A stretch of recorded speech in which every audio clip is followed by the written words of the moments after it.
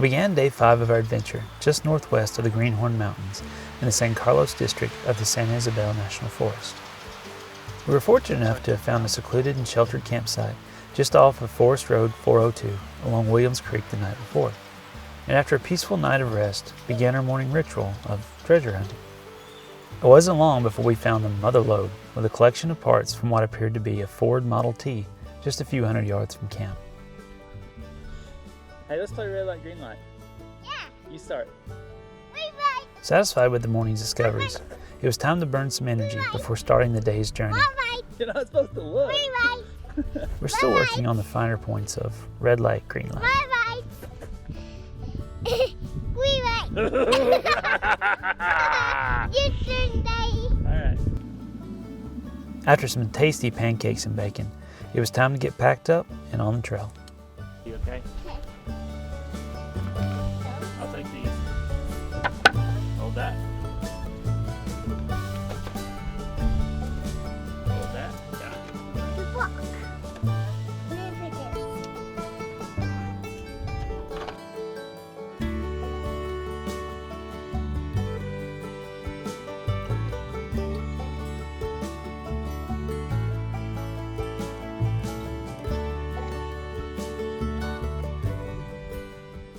Since we began sharing our adventures, we've received a lot of questions on why we chose the Toyota 4Runner as our family overland rig. To be honest, we actually set out to purchase a Toyota FJ Cruiser for its proven off-road capability and our affinity for the styling. However, after fighting a car seat into the small rear seat on several test drives, we were eventually talked into testing the Trail Edition 4Runner instead. After spending some time in an abandoned lot playing with the traction control, rear locker, and crawl control, it was becoming very apparent that the 4Runner had all the right features for our overlanding goals, not to mention improved visibility, access, and storage. In the past 2 years, we've racked up a grand total of 68,000 flawless miles on the 4Runner and have enjoyed every single one of them. We have absolutely zero regrets with our selection and fall more in love with Silver, as she is called, with every adventure. Colorado is a land full of epic landmarks. From 750-foot tall, wind-blown sand dunes to 14,000-foot tall snow-capped peaks, this beautiful state will leave you standing in awe at its incredible beauty. Speaking of epic landmarks, as you exit north on Forest Road 360, make sure you hang a right on Greenhorn Highway 165 and travel 1 mile for another must-see attraction. Rising from the forest floor on a small 2.5-acre plot of land is this 160-foot tall masterpiece. At the age of 15, this plot of land was purchased by Jim Bishop, and in 1969 he began constructing the foundations of what you see now.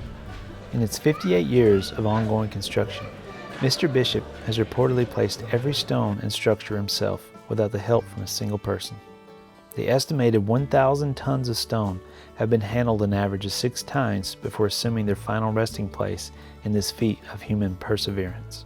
As you wander the many passageways and climb the stone turrets, you can't help but marvel at what one man has been able to accomplish by devoting every fiber of his being to a single cause for 58 years. We think it bears mentioning that while the castle is indeed beautiful, it is not a place to let your small ones wander unchecked, as there are multiple drop-offs throughout the castle. Mr. Bishop is still hard at work to this day and can be seen working on various projects around the castle grounds. One might say that his beliefs are as eccentric as his structure, so don't be surprised to hear him share his points of view to anyone within earshot. Regardless of the colorful personality, you can't help but walk away from this marvel with a sense of respect for this man's achievement.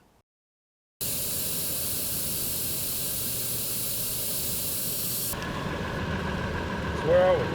We're on Phantom Canyon Road. Right. Got air down, right? Yeah, Pretty harsh weather. we're going to be on it for a while. Yep. Where are we going from here? Colorado Springs.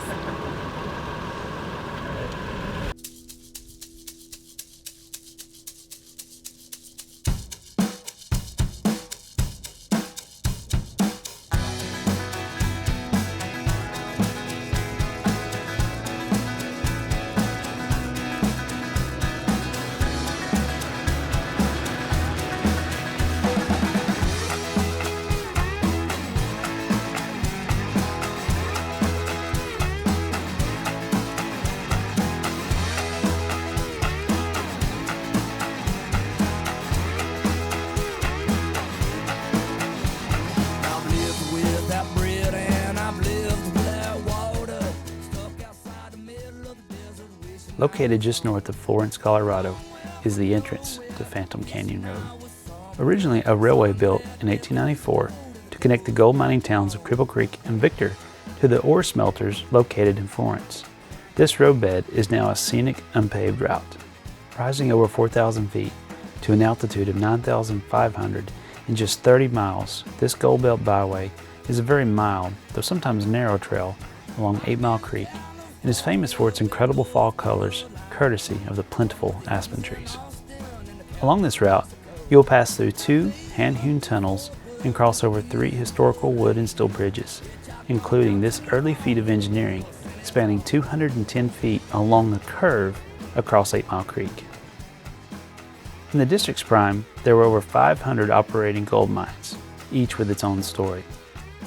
At the Crescent Mine, on November 24, 1914, miners uncovered a large chamber with walls completely covered in gold crystals as large as thumbnails. The owners installed vault doors and armed guards escorted the ore to the mills.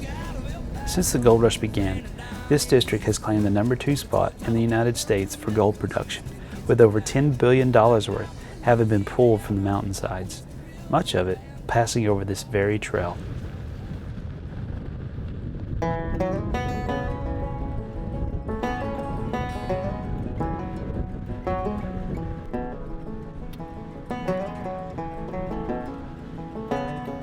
I know that I first loved her with a meeting of the eyes. I did send my mental message on the California skies, and I know that she received it before she turned to go down that long, wide open road.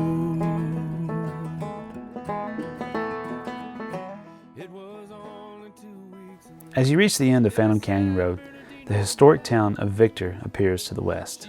Nestled in the side of the Colorado Mountains, this town, which once boasted 18,000 inhabitants during the peak of the gold rush, is now home to only 397 people.